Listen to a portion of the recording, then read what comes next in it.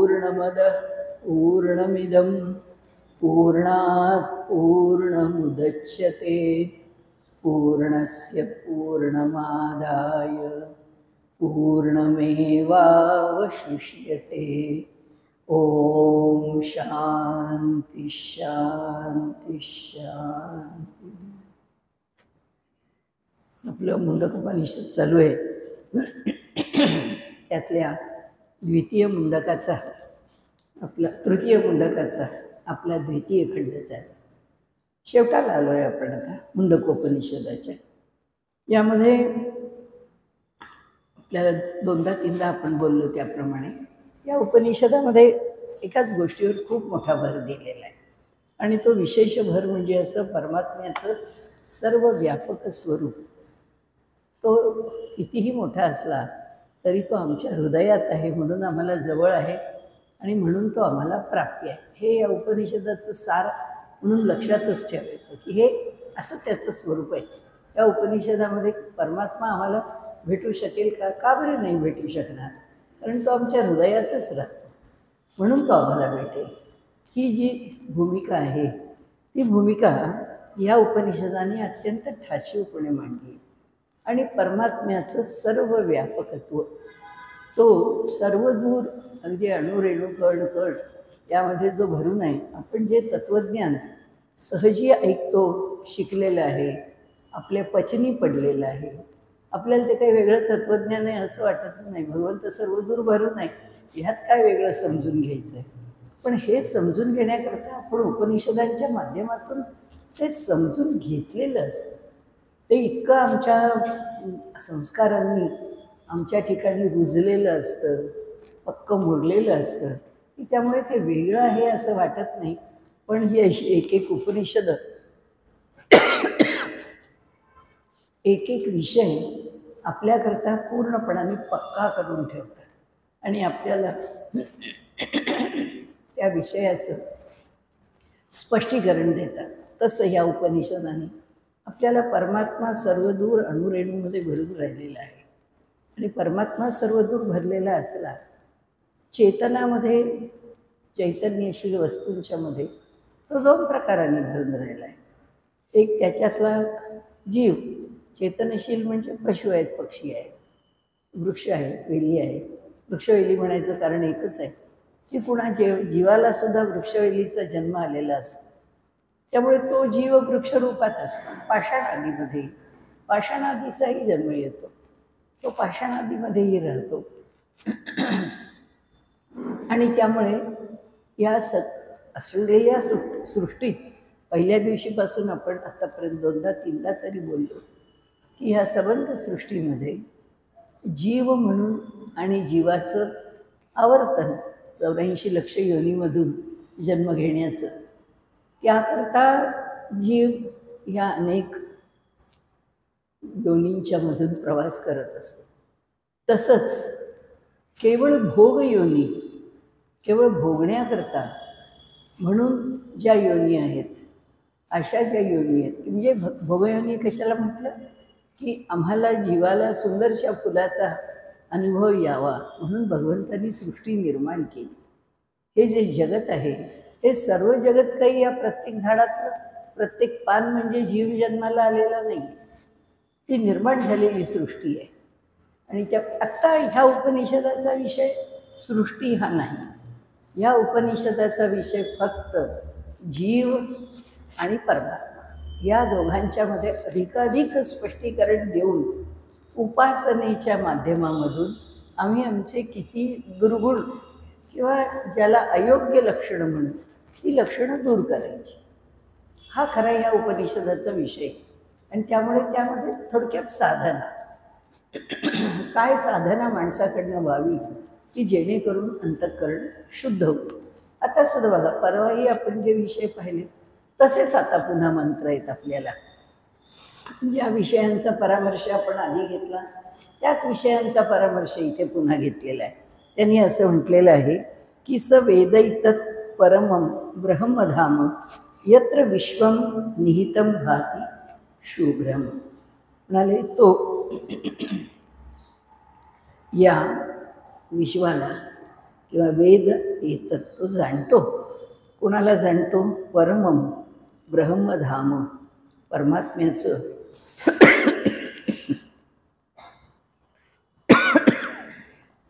परमात्म्याचं जे धाम आहे, यत्र विश्वम निहितम भाती शुभ्रम, ज्या ठिकाणी, आता यत्र म्हणजे जिथे संपूर्ण जगत जे निहितम असलेलं, प्रत्ययाला येतं निहितम भाती शुभ्रम, विशुद्ध आणि प्रकाशमान.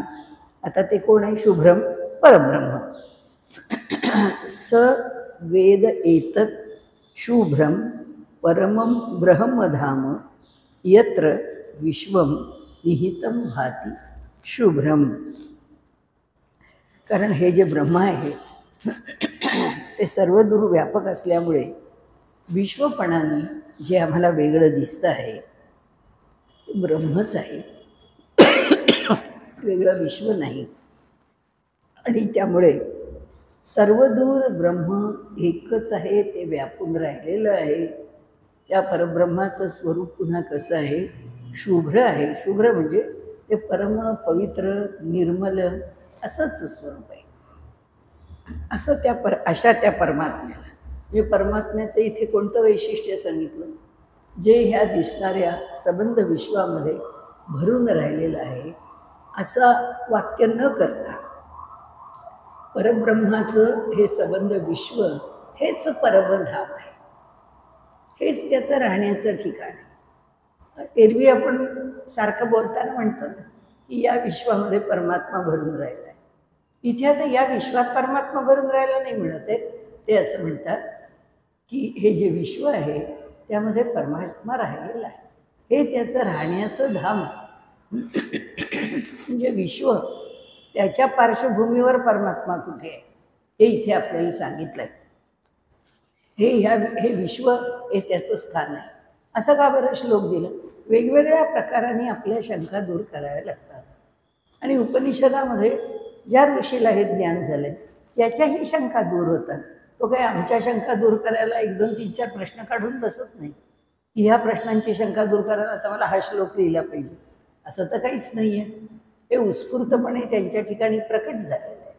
त्यामुळे इथे कसं प्रकट झालं की परमात्म्यांनी हे विश्व निर्माण करावं, ह्या विश्वामध्ये आपण भरून राहावं, त्यांनी मानवासारखा जीव निर्माण करावा, बाकीचे सगळे जीव निर्माण करावे, पशु पक्षी तिर्यक आदी योनी, पाषाण स्थावर आदी योनी, या सर्व योनी त्यांनी निर्माण कराव्या.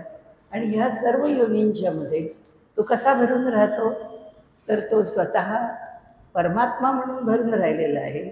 आणि त्या योनीमध्ये किंवा त्या वस्तूमध्ये किंवा त्या पदार्थामध्ये किंवा त्या नामरूपात्मक जगतामध्ये ती वस्तू ही तिच्या स्वरूपात आहे. तिच्या ठिकाणी तिचं म्हणजे काय? पक्षी आहे. पक्षाला त्याचा जीव आहे, पण त्या जीवाबरोबर त्याच्या इथे काय? वा सुपर्णा संयुज्याचा काय? इथे आत परमात्मा आहेच. मानवाच्या इथेच आत 2 पक्षी बसलेत, आत्मा परमात्मा असं नाही. त्या सबंध सृष्टीत आहे. त्या सृष्टीला जेव्हा निर्माण केलं आहे तेव्हा ती सृष्टी म्हणून निर्माणच केलेली आहे. आणि त्या निर्माण केलेल्या सृष्टीमध्ये सत्ता कुणाची हे का म्हणावं लागतं? कशाकरता असं म्हणायची वेळ येते की ती सृष्टी निर्माण झालेली आहे? त्या सृष्टीत आता समजा झाडं निर्माण झाली, झाडाला एक चेतना आहे, एक जीव आहे, आणि ते त्याच्या जीवाच्या नियमांप्रमाणे ते वाढतं आहे. आता या झाडाला फुलं यायची फुलं येतील, त्या झाडाला फळं यायची फळं येतील, हे झाड या ऋतूमध्ये विकसित होईल, त्या झाडाची पानगळं त्या ऋतूमध्ये होईल, जे असेल ते. त्या प्रत्येक झाडाला जे काही नियम लागलेले असतील त्याप्रमाणे ते झाड आपला आपला व्यवहार करत राहील. पण कुणाच्या सत्तेने? त्याची जी सत्ता आहे ती सत्ता परमात्म्याची. परमात्मा सत्तेने तो सगळा व्यवहार करतो. आणि परमात्म्याची जी सत्ता आहे कोणत्या स्वरूपात मान्य करावी? द्वासुपर्णा संयुजाचा काय? इथे विचार करताना झाड आपल्या आपल्या नियमांनी वाढत आहे, आपल्या आपल्या चैतन्याने किंवा भगवंतानी जे नामरूपात्मक जग निर्माण केले त्यामध्ये ते वाढतंच आहे, पण त्याच्या वाढण्याकरता म्हणून जी चैतन्याची सत्ता पाहिजे, जे अधिष्ठान पाहिजे, जो अधिकार पाहिजे, जी ती स्थिती पाहिजे, ती कोणाची आहे? ती परमात्म्याचीच आहे. म्हणून काय होतं, आपण का म्हणतो सारखं की परमात्मा सर्व जगामध्ये भरून राहिला आहे, असं म्हणण्याचं कारण हेच आहे की हे जगत, हे सगळं जीव आणि जगत एकमेकांच्या उपभोगाकरताच जन्माला आलेले आहे. कारण असं आहे की झाड लावलं आहे, झाड वाढतं आहे, झाड काय त्याच्या ह्याने वाढतं आहे का? एखाद्या चांगल्या ठिकाणी, चांगल्या शेतकऱ्याच्या घरी, चांगल्या बगीच्यामध्ये त्या झाडाला लावलं तर त्याची निगराणी करणारा किंवा त्याची काळजी घेणारा जो माळी आहे, तो माळी कसा आहे, त्याला त्या झाडाला एवढं असंच्या असं झालेलं पटत नाही. तो त्याला खत घालेल, त्याला वेळच्यावेळी पाणी घालेल, त्याची खराब झालेली पानं काढून टाकेल, त्याचं सगळं आळं स्वच्छ करेल. आजच्या पद्धतीप्रमाणे जसं खत घालायचं आहे तसं खत घालेल. हल्ली आता ती पानं काढून टाकायची नाही, ती सगळी तिथे ठेवून त्याचं खत करायचं. पूर्वी कसं होतं, ते सगळं काढून घ्यायचं, खत करायचं आणि त्यात घालायचं. सगळं ठीक आहे, ज्या पद्धतीने जी आपल्याला पटणारी प्रोसेस आहे, प्रक्रिया आहे, पद्धत आहे झाड वाढवण्याची, त्या पद्धतीने तो माळी ते झाड वाढवत असतं आणि त्या झाडाला ते पोषण मिळत असतं, ते झाड मोठं होत असतं. पण ते झाड आता वाळायला का लागलं, ते झाडाची पानगळ आता का व्हायला लागली, ते झाड आता फुलावर का आलं, ते झाड आता उत्तम अशी फळं का द्यायला लागलं, ह्या झाडाची फळं इतकी सुमधुर का, हे कशाने? हे परमेश्वराच्या सत्तेने. जेव्हा सर्वात शेवटची गोष्ट घडते, सारी आपल्या बाबतीत घ्या, जे आपल्याला आपला स्वभाव म्हणून दिलेला आहे, आपल्याला कर्माचं स्वातंत्र्य म्हणून दिलेलं आहे. आपण कर्मस्वातंत्र्यामध्ये जगतो, आपल्या स्वभावाप्रमाणे त्या त्यावेळी आपण आपली प्रतिक्रिया व्यक्त करतो किंवा त्या त्याप्रमाणे आपला व्यवहार होतो. आता रागवायची गरज आहे असं वाटलं, आपण आत्ता रागवतो. आता आपल्याला रागवायची गरज नाही असं वाटतं, तेव्हा आम्ही तो राग सोडून देतो. याचा अर्थ ज्याच्याकरता रागवलं आहे तो विषय काही आपल्या डोक्यातनं गेलेला असतो असं नाही, तो दोष काही आपण स्वीकारलेला असतो असं नाही. पण ठीक आहे, आपल्याला जी गोष्ट, त्या तो जो दोष किंवा जे आपल्याला अयोग्य वाटलं आपण सांगून टाकलं. आता याच्या पुढं आपल्याला रागवायची गरज नाही, ठीक आहे, आपण आपला साधा व्यवहार करू.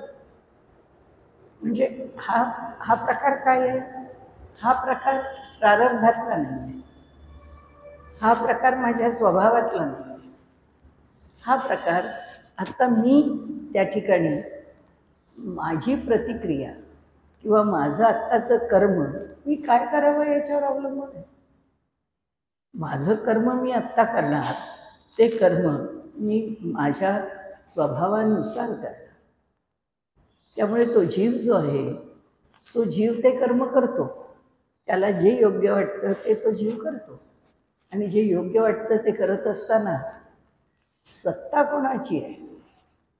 सत्ता परमात्म्याची आहे. आणि ती जी सत्ता आहे, ती सत्ता तिथे काय करू शकते? ती सत्ता दोन्ही करू शकते.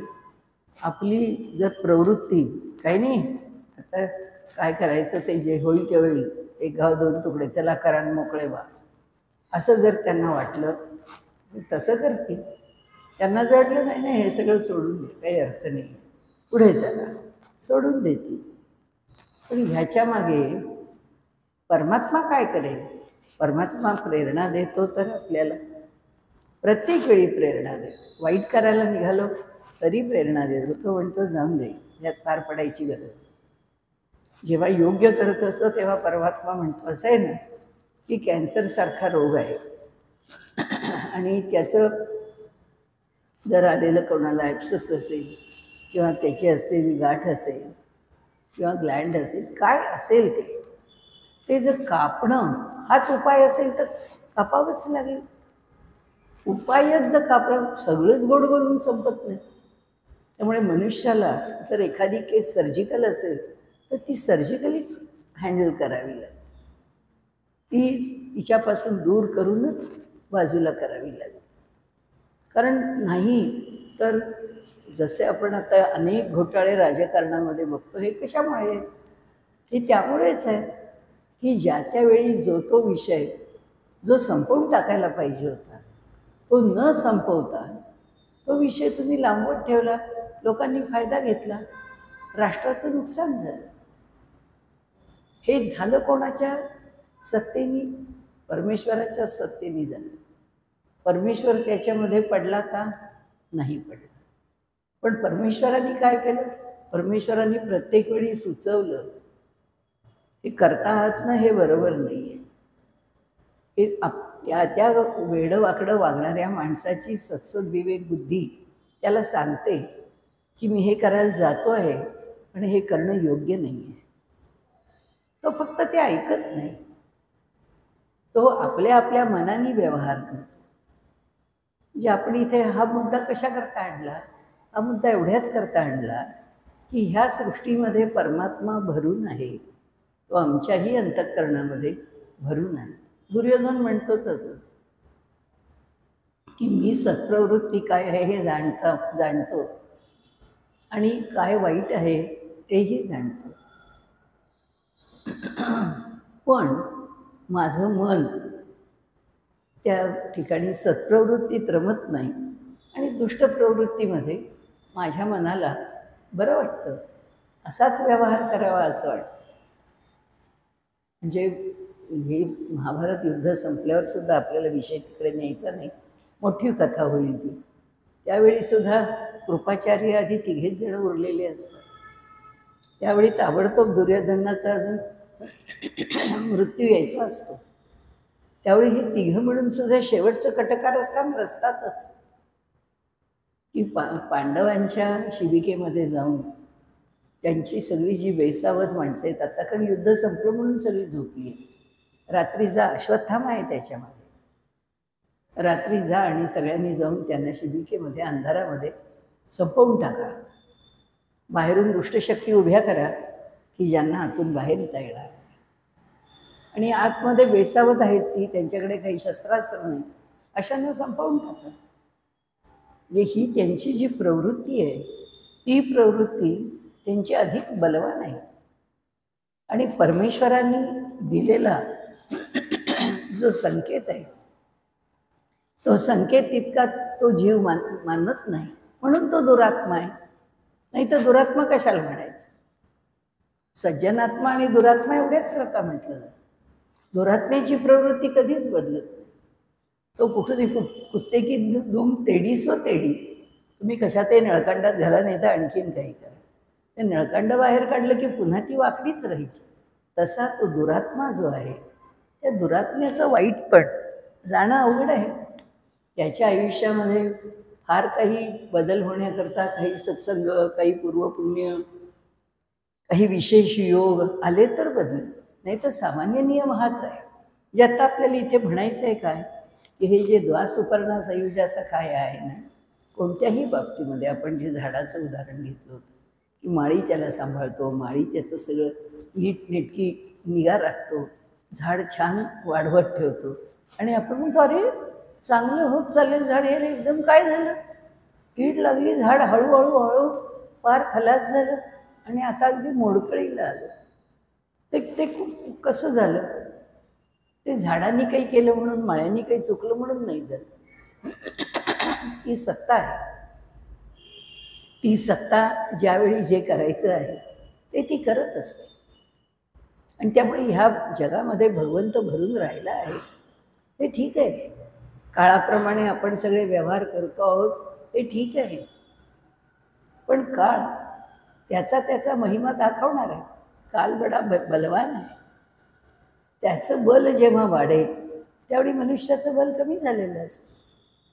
काळाला त्याचं काय करायचं आहे ते तो काळ करणार आहे. ह्या सगळ्या गोष्टी कशा पद्धतीने घडत राहतात? जीवाच्या पातळीवर जेव्हा घडत राहतात. चांगलं घडावं ह्याकरता म्हणून परमात्मा जेव्हा संधी देत असतो, तो जेव्हा आम्हाला आमचं क्रियमाण आत्ता ह्याच्या पुढे करणारं कर्म चांगलं घडावं याकरता आम्हाला तो जोरकसपणे सांगत असतो. आमच्याकडनं काही घडावं म्हणून तो मुद्दाम प्रयत्नशील राहतो. असं होऊन सुद्धा ज्यावेळी जे घडतं ते काय असतं? ती परमात्म्याची सत्ता असते. तो परमात्मा शेवटी निर्णायक गोष्ट जी घडवतो ती त्याच्या सत्तेने घडवतो. आमच्या इथे ते दोघे आहेत, द्वा सुपर्णा सयुजा सखाया. ह्या सृष्टीमध्ये कल्पांतका झाल्यासारखी परिस्थिती निर्माण होते. मोठमोठे ॲक्सिडेंट्स का होतात, मोठमोठे भूकंप का होतात, त्या सगळ्यामध्ये कोण आहे?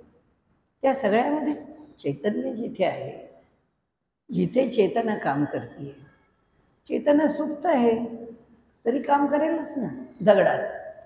दगड फुटून निघतो कसा? कारण तिथे पण चेतना भरली आहे, त्याच्यावरही चेतना कार्य करते. त्या दगडाची जी डिफॉर्मिटी, त्या दगडाचं जे वेडवाकडं शकलांमध्ये रूपांतर होणं, ते कुठेतरी जाऊन पडणं, ते कसं बसून राहणं, हे सगळं शेवटच्या परिणामाच्या इथे कोण करतो? द्वासुपर्णा सयुजा सखाया. तो दुसरा जो परमात्मा आहे ना, आपल्या सगळ्यांना आश्चर्य वाटतं की नाही, की केदारनाथला तो एवढा पूर आला, त्या पुरामध्ये वरून इतकं पाणी आलं आणि त्या पाण्याने मंदिर वाहूनच जायचं, पण वाहून का नाही गेलं? कारण वरून एक खडक येऊन बरोबर मंदिराच्या मागे राहिला आणि जे वरून आलेलं पाणी आहे ते दोन बाजूने निघून गेले. म्हणजे येणारा मंदिरावरचा जो पाण्याचा दबाव होता तो कमी झाला. हे कोणी घडवलं? घडणाऱ्या घटनेमध्ये मंदिर त्याचं समजा काय, समजा एक त्याचं मंदिराचं तो आत्मा, त्या मंदिराच्या ठिकाणी असणारं ते चैतन्य, त्याच ठिकाणी आतमध्ये परमात्म रूपाने भगवंताचा निवास आहेच. आता हे मंदिर इथे अजून किती हजार वर्ष ठेवायचं आहे ते त्या परमात्म्याने ठरवलं आहे. तो ठरवेल, तो ते तसं ठेवेल. आणि त्यामुळे हे जे द्वासुपर्णा सयुजा सखाया प्रकरण आहे ना, ह्यामध्ये जीवाचा व्यापार व्यवहार, जगाचे नियम, कर्माचा सिद्धांत, हे सगळं तिथे आहे. पण तरीसुद्धा शेवटी ते कशाशी नेऊन कुठे निगडीत, कशा करता तो एवढा मोठा पाषाण त्या मंदिराच्या मागे येऊन राहिला आहे माहीत नाही आपल्याला. त्या पाषाणाला किती वर्षांचं आयुष्य देऊन आणि किती ताकद देऊन परमात्म्याने तो तिथे ठेवला आहे आपल्याला कुठे माहिती? आपल्याला अजिबात माहिती नाही. आणि त्यामुळे हे कोण करतो? ती सत्ता. द्वासुपर्णा हा दुसरा सुपर्ण, हा दुसरा पक्षी जो मग आमच्या हृदयात कशाला ठेवला असता? तो जर काही कार्य नसता करत तर हृदयात नसता ठेवला.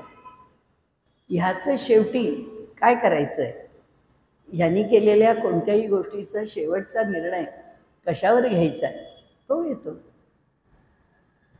त्यामुळे हृदयामध्ये हे दोन पक्षी आहेत.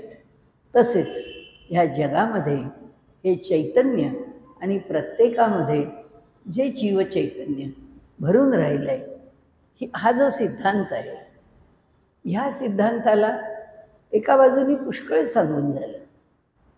त्याच्याकरता काय दुर्गुण आहेत, त्याच्याकरता आमच्या काय मर्यादा आहेत, त्याच्याकरता काय साधन आहे, ते साधन सिद्ध व्हावं याकरता कोणत्या दोषांचं निराकरण केलं पाहिजे, कोणते अंतराय दूर झाले पाहिजे, या सगळ्याचा विचार आत्तापर्यंत वेगवेगळ्या प्रकारांनी ते सांगत. विषय एकच ठेवला आहे. त्या एकाच विषयावरती त्यांनी आत्तापर्यंत 1000 गोष्टी सांगितल्या. आता इथे आपल्याला काय सांगताय? आता इथे सांगता आहे की हे जे परब्रह्म आहे ना, हे जे परब्रह्म आहे, हे संपूर्ण जगत आहे, त्याच्यामध्ये स्थित असलेला परमात्मा, त्यात राहिलेला परमात्मा. कारण हे त्याला काय म्हटलं? हे धाम म्हटलं आहे त्याचं. निहितम भाती शुभ्रम, पण हे काय आहे? परमम ब्रह्मधाम. तो जाणतो की हे परमात्म्याचं परमधाम आहे, म्हणजे जग हे परमधाम आहे. जगाला परमधाम मानून जगाची उपासना करणं आणि परमात्मा परमेश्वर हा संबंध जगात भरला आहे, त्या परमेश्वराची उपासना करूया. थोडा फरक आहे. संपूर्ण जगाला ईश्वर वासुदेव सर्वमिती समात्मा सुदुर्लभा, परमात्मा सर्वदूर भरून राहिलेला आहे. ह्याची जाणीव अंतःकरणामध्ये असणं ही एक विचारांची, ही एक आध्यात्मिक भूमिकेची एक विशिष्ट बाजू आहे आणि त्या विशिष्ट बाजूने तो पुढे जातो. तर असो म्हणून हा जो मंत्र आहे हा एका वेगळ्या पद्धतीने आपल्याला सांगितलं की हे सगळं दिसतंय ना, हे ईश्वराने निर्माण केलंय म्हणून दिसतंय असं नका म्हणू. तुम्ही असं म्हणा की हे सगळं जे दिसतंय ना, हे सगळं परमेश्वराचं निवासस्थान आहे. ईशावास्यमिदं सर्वं यत्किंच जगत्याम जगत्. ते सगळं काय आहे तर ईश्वरच तिथे भरून राहिलेलं आहे. त्याचा आवास आहे. त्याला काय केलं आहे, ईश्वराला राहण्याकरता लग्नात जसा जानोसा देतात ना, तसं ईश्वराला इथं राहण्याकरता जानोसा दिला आहे. ही काय पृथ्वी अशीच राहणार आहे? हे आत्ता आमचं दिसतं आहे हे सगळं जगत 100 वर्षांनी असंच राहणार? बदलेल. उत्पत्ती स्थितीला आहेच. पण आत्ता ज्या वस्तूंमध्ये त्याला जानोसा दिला आहे, ज्या वस्तूंमध्ये तो राहतोय, तो इथे येऊन राहिला आहे. हे काही त्याचं परमनंट निवासस्थान नाही, हे काही त्याचं शाश्वत निवासस्थान नाही. हे जगात जे दिसते वेगळ्या बाजूनी जगाचं अशाश्वतपण आणि परमेश्वराचं जगामध्ये भरून राहणं इथे आम्हाला समजावून दिलं आहे या उपनिषदामध्ये. उपासते पुरुषम ये हे काम असते शुक्रमेतत अतिवर्तंती धीराहा.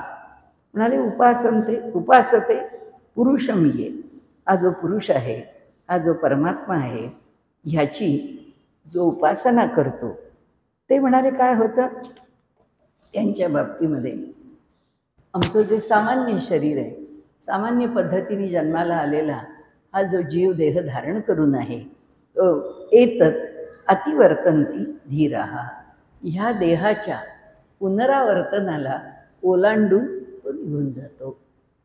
म्हणजे काय होतं की जो या पुरुषाची काय जाणून उपासना करतो, तो हा परमात्मा पुरुष ह्या संबंध विश्वामध्ये निवासाला आलेला आहे. एक सेवा आणि त्या सेवाभावातून समाजाची आणि सृष्टीची केलेली एक उपासना, त्या उपासनेच्या करता ते अनुकूल आहे की इथं तो राहतोय, तो तिथे आहे म्हणून आम्ही सेवा करतो. उपाशी मुलं आहे, अत्याचार होणारं तर नेहमी हे तर सगळे आमच्या व्यवहारात दिसणार आहेत, जो विषय आम्ही कधीच चर्चेला आणत नाही, पण आजकाल थोडा का होईना त्याची चर्चा आहे. समाज आहे हो, या समाजामध्ये सगळे जीव आहे. आता ज्यांना परमेश्वरांनी स्त्रीही नाही पुरुषही नाही बनवलं, जन्माला आला, आईवडिलांच्या पोटी जन्माला आला, आणि तो जो जीव आहे त्या जीवाला स्वीकारतच नाही कोण. याची उपेक्षा करून त्याला रस्त्यावर सोडून दिलं. काय कारणाने सोडून दिलं मला तर कधी ही भूमिका कधी पटलीच नाही.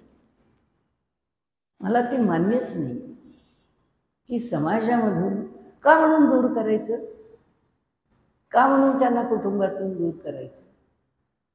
म्हणजे जिमखान्यावरती असो, गावात असो किंवा स्टेशन बाजूला वगैरे आपण कुठेही गेलो तरी त्या बाजूला जेव्हा ते येतात समोर आणि मी त्यांना कुणीही इथे तर जिमखान्यावरचे तर माझे सगळे ओळखीचेच झाले, मी त्यांना म्हणते तुम्ही कृपा करून काही मागू नका, द्यायचं काम आमचं आहे.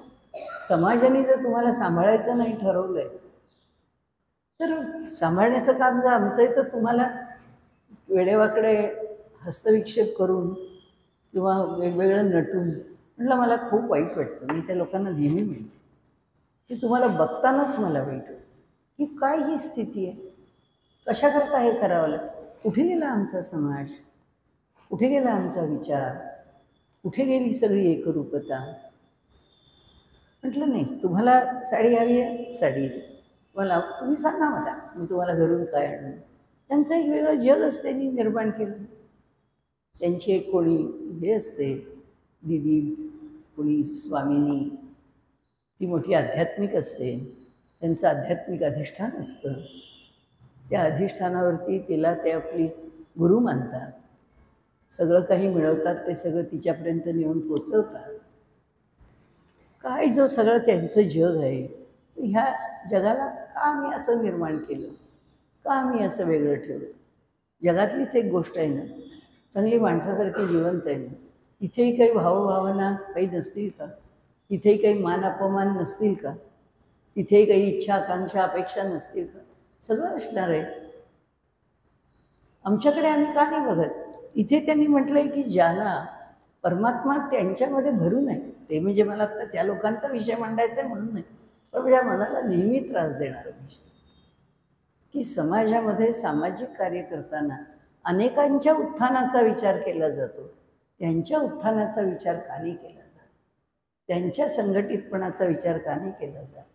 त्यांच्या समस्या जाणून घेऊन त्यांना त्यांचं जीवन सुरू करून देण्याकरता काही प्रयत्न का नाही केले जात? आम्ही जर धर्माने इतक्या मोठमोठ्या गोष्टी बोलतो आणि त्या तत्वावरती जर आम्ही इतक्या गोष्टी मांडतो, तर समाजाचा एक भाग आम्ही उपेक्षित ठेवतो. बरोबर नाही आहे. मला तर कधीच, माझी बहीण तर मला नेहमीच म्हणते की तुझे सगळे ओळखीचे. म्हटलं हो, माझे सगळे ओळखीचे, सगळे येतात, भेटतात, गाडी थांबली की बोलतात. इकडे असले तर मी गाडी थांबवून बोलते. चांगलं कम्युनिकेशन आहे. का नसावं? का त्यांना सगळं तेही त्यांच्या काही चार गोष्टी आपल्याला सांगतात. त्यांच्याही घडणाऱ्या घटना, आता कुठे जाणार, काय झालं, कोण आजारी पडलं, कोणाला काय झालं, सगळं सांगतात. म्हणजे त्यांच्या जीवनात डोकावून पाहायला काही मी गेले, कारण त्यांना वाटलं आपल्याला सांगावं तर सांगतील ते आपल्याला. पण त्यांचं जीवन हे माणसापेक्षा वेगळं आहे. कारण काय, तत्त्वज्ञानाच्या जेव्हा मोठ्या मोठ्या गोष्टी आपण बोलतो ना, तेव्हा समाजातल्या ज्या उपेक्षित गोष्टी आहेत त्याचा विचार आपल्याला जरूर करावा लागेल. असो, आता ह्याच्यात ओघात विषय आला म्हणून मी आपल्या पुढे मांडला. परंतु इथे त्यांनी म्हटलं आहे तसं की परमात्मा सर्वांच्या ठिकाणी भरून आहे, हे जर आम्हाला कळत असेल तर जशा दोन गोष्टी लक्षात ठेवाव्या लागतात की दुष्ट आणि दुर्जन ह्याच्याही अंतःकरणात परमात्मा भरून असला तरी भगवान श्रीकृष्णांनी सांगितलं आहे की तोच धर्म आहे. कृष्ण हाच धर्म आहे. कृष्णाने जिथे जशी नीती वापरली त्याचा थोडा विस्तार समर्थाने केला. उद्धटासी उद्धट, खटनटासी खटनट. जो जसा आहे त्याच्याशी तसाच व्यवहार करावा लागेल.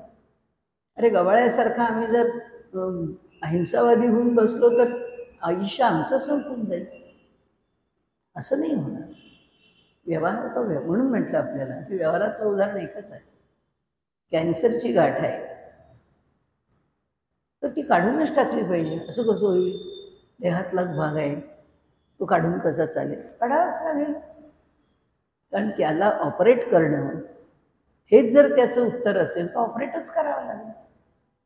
म्हणजे न्याय याचा अर्थ नेहमीच गुडीगुडी टॉक असं नाही आहे. न्याय याचा अर्थ आम्ही भ्रमानी करून घेतलेल्या अहिंसेच्या कल्पना नाही आहेत. योग्य तो न्याय जर नाही केला आम्ही तर आम्ही सगळ्या समाजाची फसगत करू. असो, अशा अनेक गोष्टी ज्या समाजामध्ये आहेत त्या सर्व समाजाला धरून कोण आहे, त्या सर्व समाजाची उत्तरं त्या सर्व समाजातल्या त्या त्या व्यक्तींच्या जीवनाचं, प्रारब्धाचं जे काही परिणाम स्वरूप लावून द्यायचं आहे, या मार्गाने हा परिणाम पुढे जाऊ दे. तो परिणाम पुढे जाण्याकरता तो जीव ज्या प्रकारे व्यवहार करतो त्या व्यवहाराप्रमाणे परमेश्वर त्याला पुढे नेतो. परमेश्वर त्याला सहाय्य करतो. परमेश्वर त्याच्याबरोबर असतो. त्यातला दुसरा सुपर्ण पाहिजे कशाला नाही. तर जीव आपल्या प्रारब्धानुसार भोगतो. परमेश्वर आपल्या पद्धतीने हे जग निर्माण करतो. ह्या जगात तो भरून राहतो. म्हणून ह्या जगाचा चांगला भाग त्याच्या प्रत्ययाला येतो. या जगाचा वाईट भाग त्याला नकोसा वाटला तो सोडून देतो, तो त्यापासून दूर जातो. सामान्यतः पहिला परिणाम हाच आहे की त्यापासून दूर जाणे. तो त्यापासून दूर जातो. आणि दुसरा परिणाम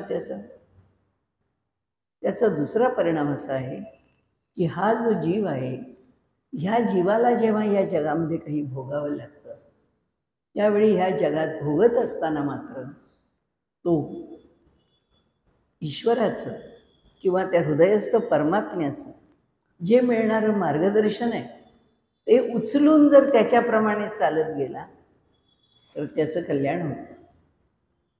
आणि ते न उचलता येणारं मार्गदर्शन जर दाबून टाकून आपल्याच मनातल्या विचारांना अधिक वर आणून जर तो चालत राहिला, त्याचं नुकसान होतं.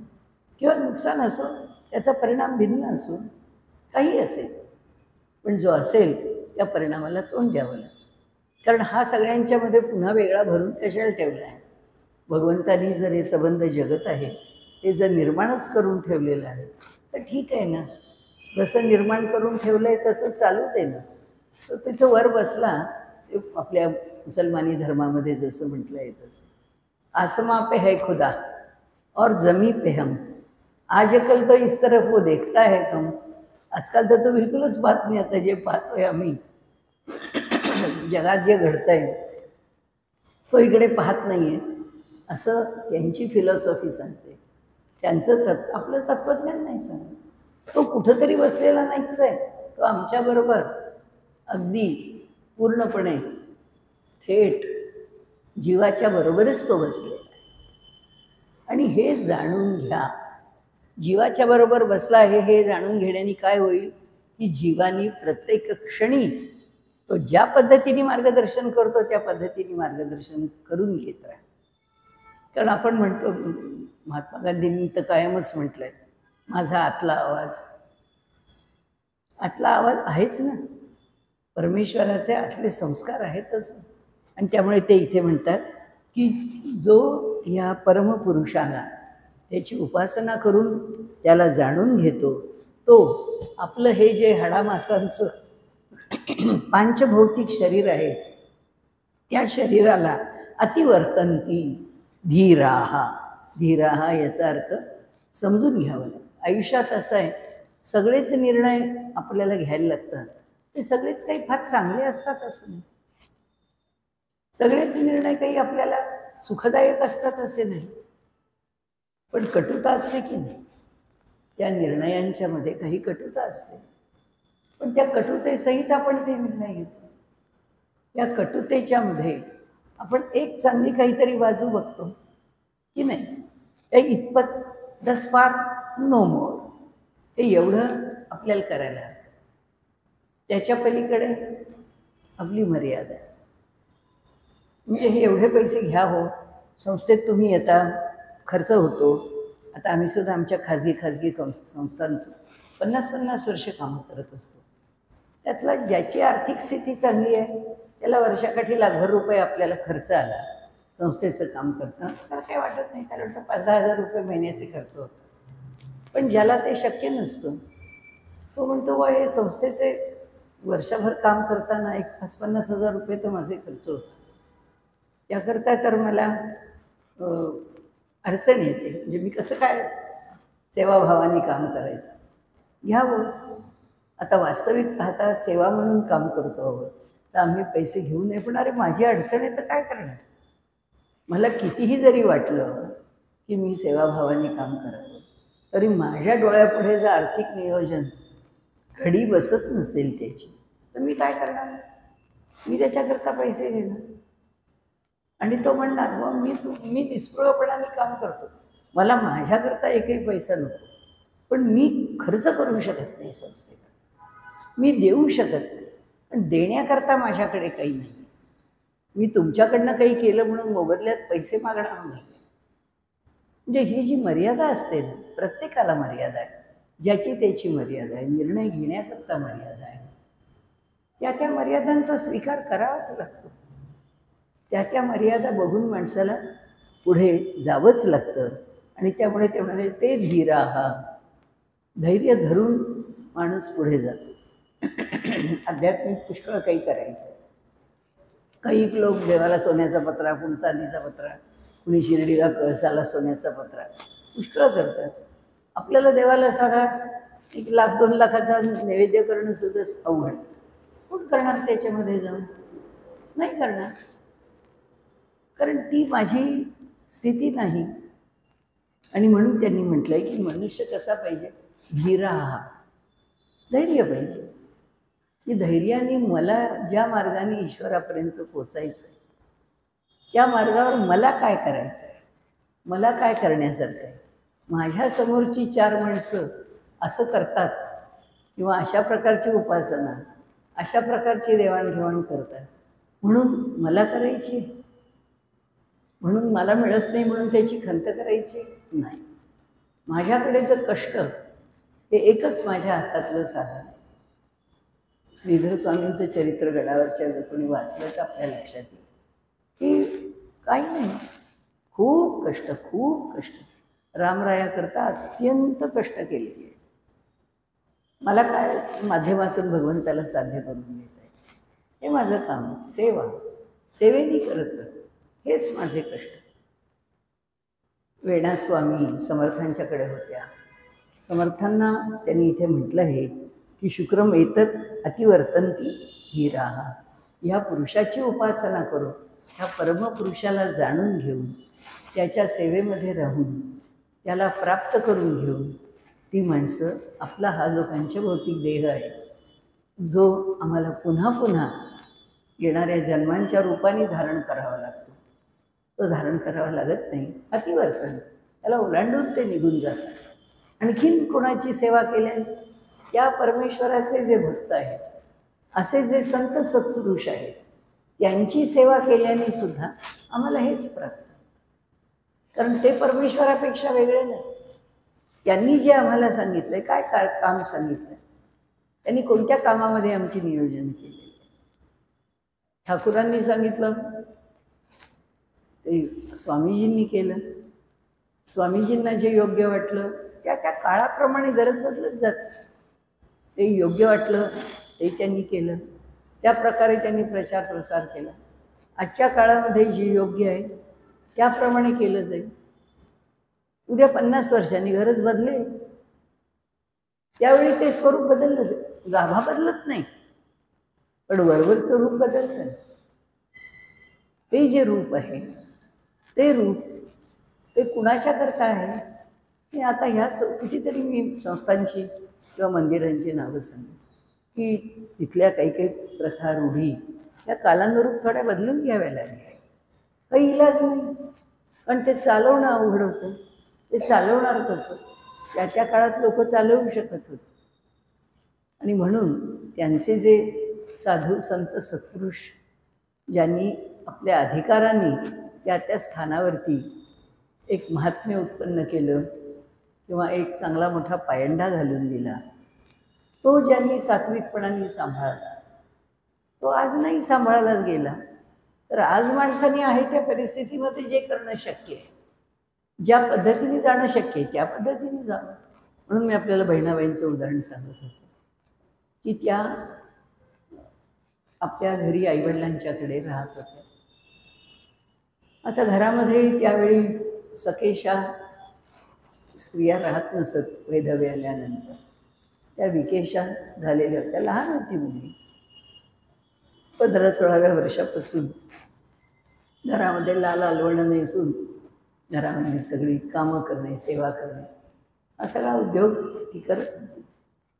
आणि बुद्धिमत्ता खूप, ईश्वराविषयीचं आकर्षण खूप. आणि त्यामुळे गावामध्ये एकादशीला किंवा अशाच कोणत्या दिवशी जे काही बाहेरून मोठे साधू संत येऊन त्यांची कधी कीर्तनं, कधी प्रवचनं, कधी भजनं चालू असायची, तर त्या ऐकायला जायच्या. त्या ऐकून झाल्यानंतर त्यावेळी त्या प्रांतांमध्ये समर्थ संप्रदायाचा पुष्कळ बोलबाला होता. आणि समर्थांच्या इथले खूप मोठे शिष्य वैरागी असे तिथे येत होते. आणि येऊन त्यांची शास्त्रचर्चा, त्यांची प्रवचनं, त्यांची कीर्तनं चालत असत. तशाच कीर्तनाला त्या जायच्या. एकादशी आहे कीर्तनाला जायचं, अमुक एक तिथी आहे कीर्तनाला जायचं. अशा प्रकारे कीर्तन ऐकायचं. शेवटी जे बसलेले आहेत बैरागी बुवा रामदासी त्यांच्याशी चर्चा करायची की तत्त्वज्ञान म्हणजे काय, ह्याच्या संदर्भात तुम्ही काय सांगता, हा विषय काय, तो विषय काय, अशी चर्चा रात्र चालायची. आणि सकाळी त्या घरी यायच्या. घरचे लोक म्हणायचे काय आहे, ही बाई अशी जाते, सगळे आसपासचे लोक अहो म्हणले त्या बुवांच्या कीर्तनाला जाते आणि तिथंच बसते रात्रभर, ही अशी कशी, आईवडिलांना कसं चालतं. तो बोलबाला इतका वाढत गेला, त्याचा इतका त्या बाईंना त्रास व्हायला लागला.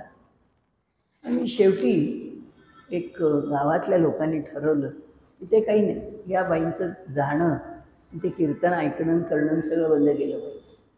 हे सगळं यांच्या अधिकारातला विषय नाही आहे, चर्चेचा विषय नाही आहे. याबरोबर इथे असं घडलं की ते लोक म्हणाले आता ही कीर्तनाला गेली आहे, आता उद्या सकाळी घरी येईल. त्याप्रमाणे सकाळ झाली की घरी आली. आल्यानंतर त्या जे रामदासी होते त्यांना बोलावून घेतलं, हिला बोलावून घेतलं. गावातले सगळे अधिकारी पंच वगैरे सगळे जमले. म्हणाले बाई तू कशा करता जातेस, हे सगळं तू कशा करता ऐकतेस. म्हणाले नाही मला आवडतं म्हणून मी ऐकते, आणि माझा आवडीचा विषय मी तिथे त्यांच्या शंका समाधान मी तिथे करून घेते. असं तिने सांगितल्यानंतर ते लोक म्हणाले पुष्कळ तुझी बुद्धी दिसती आहे, एवढं काय तुला कळतं आहे. ती म्हणाली नाही असं नाही, मला जे वाटतं ते मी माझ्याविषयी बोलले. आता तुम्ही मला विचारलं म्हणून मी माझं स्पष्टीकरण दिलं. त्यांनी सांगितलं ठीक आहे, इथे जे तू ऐकतेस आणि ज्यांना तू गुरु मानतेस ते रामदास स्वामी असं तू म्हणतेस. तर म्हणाली एवढं जर तुझं समर्थ, एवढं जर तुझं तत्त्वज्ञान, ह्या सगळ्या विषयांवरती जर तुझा अधिकार किंवा प्रेम आहे, तर म्हणाले तुला हा विषाचा प्याला आहे. म्हणाले मीराबाईंनी ठाकूरांची भक्ती केली आणि भगवंताकरता सासरच्या राणाजींनी विष दिलं, ते विष प्राशन केलं आणि तिला काही झालं नाही. मग म्हणे तुम्हीसुद्धा या क्षेत्रातला तुमचा अधिकार आहे किंवा तुमचा गुरूंच्यावरचा दांडगा विश्वास आहे, तो सिद्ध करण्याकरता तुम्ही हे विष प्राशन करणार का. त्यामुळे भगवंताची इच्छा, तुम्हाला जर मला विष घ्या असं म्हणायचं असेल, माझ्या गुरुजींची कशाला परीक्षा घेता, माझ्या गुरुजींना कशाला या परीक्षेमध्ये अडकवता. माझी परीक्षा घ्या ना, मी प्रामाणिक आहे का नाही आहे हा माझ्या परीक्षेचा विषय. माझा अधिकार त्या विषाला पचवण्याचा आहे का नाही आहे माझा विषय. अधिकार असेल तर विष पचेल, अधिकार नसेल तर पचणार नाही. आणि असं थोडंच आहे की अधिकार नाही आणि विष पचलं नाही आणि मी मरून गेले, तर ह्याचा अर्थ मी काय खोटी होते असं थोडंच आहे. मी खरीच होते, मी खरेपणानेच वागले होते, मी काहीच वाईट वागले नव्हते. मी जे करते आहे ते मी योग्यच करते आहे, मी सद्गुरूचरणी समर्पितच आहे, माझं जीवन समर्पित आहे असं त्यांनी म्हटल्यावर म्हणाले हे एवढं सगळं तू काय आम्हाला सांगू नको, आम्ही हा विषाचा प्याला आणला. हे सगळे गावातले लोक बसलेले, एवढ्या सगळ्यांच्या समोर तुला हे विष घ्यायचं आहे. त्याप्रमाणे त्या बाईंना त्यांनी विष दिलं. मिरजेच्या आहेत त्या राहणार, त्यांचा मठ आहे तिथे अजून. तर त्यांना ते विष दिल्यावर त्या म्हणाल्या ठीक आहे मी घेते, आणि त्याप्रमाणे त्यांनी ते विष घेतलं. त्या बाईला काहीच झालं नाही. ती बाई तशीच, ते सगळे घाबरले. तेवढ्याने आम्हाला असं वाटलं नाही, असं होईल असं वाटलं नाही, स्पष्टीकरणं सुरू झाली. त्याबरोबर घरातले लोक थक्क झाले, त्यांनाही काही कळेना. आपणही आपल्या मुलीला खूप बोल लावतो किंवा आपण हे अशा प्रकारे वागतो, हे आपलं वागणं काही बरोबर नाही आहे असं त्यांनाही वाटत होतं. म्हणजे असं सगळे मिळून ज्या एका दोषाच्या ठिकाणी बहिणाबाईंना ठेवून सगळे जसे गिधाडांनी टोचे मारावेत तसे टोचे मारत होते. आता काय होईल पुढे म्हणून ते बसलेले आहे, पिऊन झालं आहे, ही ठाकठीक बसलेली आहे, चक्कर नाही काही नाही, तिच्यात काही परिणाम नाही. आणि गोष्ट अशी झाली की दरवाजामध्ये जय जय रघुवीर समर्थ असा आवाज ऐकू आला. आणि साक्षात समर्थ दारात येऊन उभे राहिले आणि लोक थक्कच झाले. आता घाबरले सगळे. त्यांना म्हटलं या बाईला विष देऊन आम्ही पुष्कळ घोटाळा केलेला आहे, आता आम्हाला उत्तर द्यायची वेळ आलेली आहे. त्यावेळी समर्थांनी सांगितलं, आणि ते आत या आम करा आम्हाला नसतं. अरे मला आत यायचंच नाही, मी दाराच्या बाहेरच उभा आहे. त्यांनी बहिणाबाईंना सांगितलं, बहिणा चल माझ्याबरोबर, इथे कुठंच राहायचं नाही, यांच्या कोणाबरोबरच थांबायचं. आणि एवढ्या सर्व लोकांच्या समोर समर्थांच्या मागे बहिणाबाई निघून गेली. समर्थ त्यांना गडावर घेऊन गेले. संपूर्ण बहिणाबाईंचा गाथा फार सुंदर आहे. बहिणाबाई भजन, बहिणाबाईंचं कीर्तन, बहिणाबाईंचा अधिकार, बहिणाबाईंचं समर्पण, सर्व काही त्यांच्या चरित्रामध्ये वाचण्यासारखं आहे.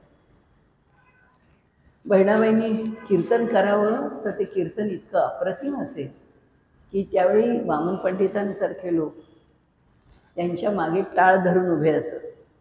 एकापेक्षा एक विद्वान लोक टाळाला उभे राहायचे की बाईंना साथ करता यावी.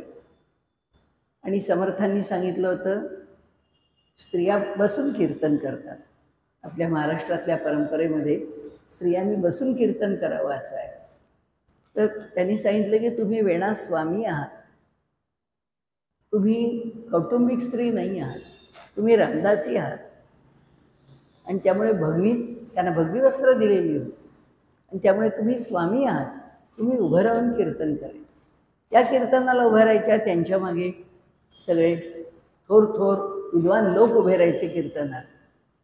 त्या समर्थांना सारख्या म्हणायच्या, समर्थ आता पुष्कळ झालं, पुष्कळ काम केलं, आता मला तुम्ही माहेरी पाठवा, मला आता तुम्ही माहेरी पाठवा. आणि बघू बघू असं करून समर्थ कधी लक्ष देत नव्हतं त्यांच्या बोलण्यात.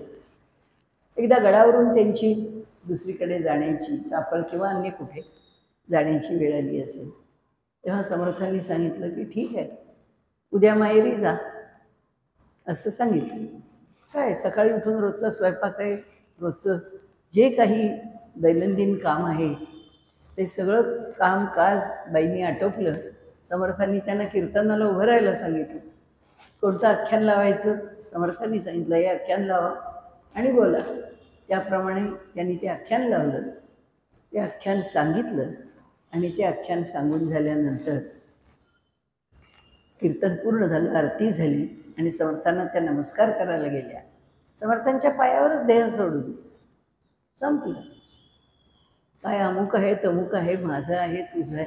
त्यांनी इथे सांगितलं आहे की परमात्माच प्राप्त झाला की ही स्थिती प्राप्त होते असं नाही. त्या परमात्म्याचे जे संत आहेत ते साक्षात त्यांचंच रूप आहे. ब्रह्मविद ब्रह्मैव भव. ब्रह्मपदाला प्राप्त झालेले संत आणि त्यांचे शिष्य तेही ब्रह्मविदच होतात, तेही उद्धरूनच जातात. त्यांचाही अधिकार मोठाच राहतो. कामान्यः कामयते मन्यमानः स कामभिर्जायते तत्र तत्र पर्याप्त कामस्य कृतात्मनस्त्विह एवं सर्वे प्रविलियन्ति कामाः. आता प्रत्येकाच्या कामनेचा, म्हणून आपण आधी इतकं बोलत राहिलो ना की कामनांचं विवेचन किंवा कामनांचं वर्गीकरण किंवा त्याच्या मागे नेमकी सत्ता काय काम करते, जीव काय काम करतो, सृष्टी कशी चालते, सृष्टीच्या ठिकाणी सृष्टी भगवंत काय नियमाने चालवतो, त्यातल्या जीवसृष्टीला तो कोणत्या नियमाने चालवतो. आणि त्याचबरोबर तो तिथे सगळ्यांच्यामध्ये राहून हे साक्षात सगळं पृथ्वी तल म्हणा, संबंध ब्रह्मांड म्हणा, हेच त्याचं निवासस्थान आहे. तर ह्या निवासस्थानावर तो काय करतो असा सगळा विषय आपण बघितला. आता त्याच्या पुढचं इथे उत्तर आहे किंवा त्याच्या पुढचा विषय आहे. कामान्यः कामयते मन्यमानः. म्हणाले आपल्याला जे जे कामना आहेत त्या कामनांची प्राप्ती करून घेण्याकरता म्हणाले तो काय करतो, त्या स्वरूपामध्ये जन्म घेतो. स कामभिर्जायते तत्र तत्र. त्या कामनांच्या प्रमाणे त्या ठिकाणी जन्माला येतो.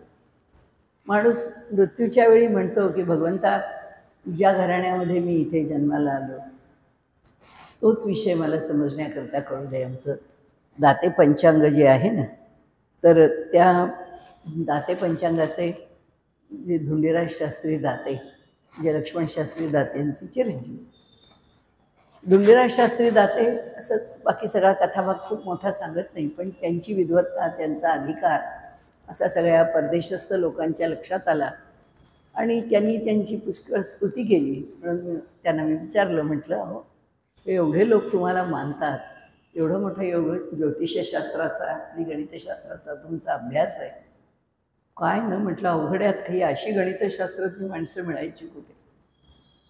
ते म्हणाले, नाही, आता माझं वय 80ला आलं, आता कुठे म्हणाले मला कळायला लागलं आहे की गणित म्हणजे काय, गणित कसं सोडवायचं, त्या गणिताचे निकाल किंवा त्या गणिताच्यावरनं जे निर्णय घ्यावे लागतात ते निर्णय कसे घ्यायचे ते घेत खूप कळलं आहे असं नाही म्हणाले. पण आता शास्त्रामध्ये मला गती यायला लागली. तर म्हणाले, मी देवाला प्रत्येक वेळी हेच सांगतो की देवा, मला मी अध्यात्मशास्त्राचा अभ्यास केलेला नाही आहे, मी ज्योतिषांगाचा अभ्यास केला आहे. त्यामुळे या अंगाच्या अभ्यासाने मला मानवाचाच जन्म मिळायचा. त्यामुळे पुढचा आणि गणेशाची उपासना केली, मंदिर आहे त्यांचं सोलापूरमध्ये गणेशाचं, तर जन्मभर गणेशाची उपासना केलेली. त्यामुळे ईश्वरी उपासनेची कृपा माझ्यावर आहेच, तर पुढचा जन्म मला मानवाचा मिळेलच. पण तू मला ह्या देशामध्ये अशा ठिकाणी जन्माला घाल की जिथे मला आत्ता ज्योतिषशास्त्राचं जितकं ज्ञान आहे ते ज्ञान तर तिथे माझ्या गुरूंना असेलच, पण त्याच्या पुढे मी कसं जायचं ते मला शिकवलं. आणि म्हणाले, मग माझा पुढचा अभ्यास तिथे सुरू होईल. सांगण्याचा हेतू आपल्याला असा आहे की कामान या काम येते मन्यमान. हा म्हणाले, माणसं हे आपल्याला काय प्राप्त व्हावं ह्याची जी अपेक्षा करतात त्या अपेक्षेप्रमाणे म्हणाले कामना पूर्ण करण्याकरता मनुष्य कामभीर जायते तत्र तत्र, त्याप्रमाणे तो तिथे तिथे जन्माला येतो. ज्याला काहीच कामना नसते, ज्याच्या ठिकाणी एक कामना हा विषय सुटून गेल्यामुळे तो कामना रहितच राहतो. जिथे जन्माला घातला आहे तिथे तो जन्माला येतो. कशाकरता जन्माला आणलं, आपल्याला इथे का आणलं, काही नाही. आदराने जिथे आलो आहे तिथे तर त्यांनीच कामान एक काम येते मन्यमान. हा जे मिळालं आहे त्याच्यामध्ये तो अगदी एका अर्थाने पूर्णपणाने समाधानी राहून आपलं जीवन तिथे व्यतीत. पर्याप्त कामस्य, जो पूर्ण काम आहे, ज्याच्या अंतःकरणामध्ये कामना नाहीत. कृतात्मनस्त्विहैव सर्वे प्रविलियन्ति कामाः. आणि त्यामुळे म्हणाले असा कृतात्मन असा विशुद्ध अंतःकरणाचा जो पुरुष आहे त्याचं काय होतं म्हणाले, त्याच्या सगळ्या कामना इथेच विलीन होऊन जातात. म्हणजे कामना घेऊन मला पुढचा जन्म असा मिळावा असं म्हणणाऱ्याला परमात्मा त्याचा पुढचा जन्म तसा देतो.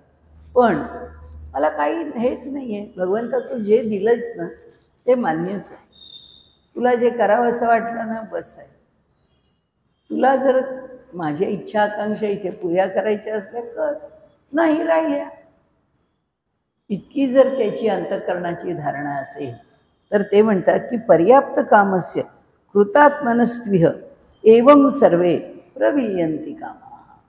सगळ्या कामना, सगळ्या इच्छा आकांक्षा इथेच सुटतात, त्या तो धरतच नाही, त्या सोडूनच तो निघून जातो.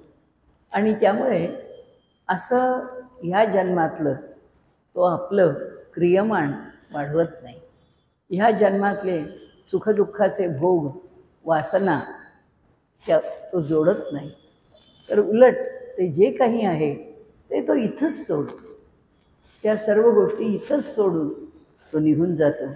आणि म्हणून म्हणाले अध्यात्माच्या अभ्यासाने ज्याच्या सगळ्याच कामना संपून गेलेल्या आहेत, ज्याला कृतकृत्यता प्राप्त झालेली आहे, ईश्वराचं दर्शन होऊन ज्याचं मन समाधानी झालं आहे, आणि तो त्या सर्व कामनांमधून निवृत्त झाला आहे. दुसरी एक भूमिका आहे की मनुष्यांच्या कामना या सृष्टीशी ज्या निगडीत आहेत, या सृष्टीमध्ये त्या प्रत्येक कामनांच्या पूर्तते करतात. हे जग कुठे ना कुठेतरी जोडलेलं आहे.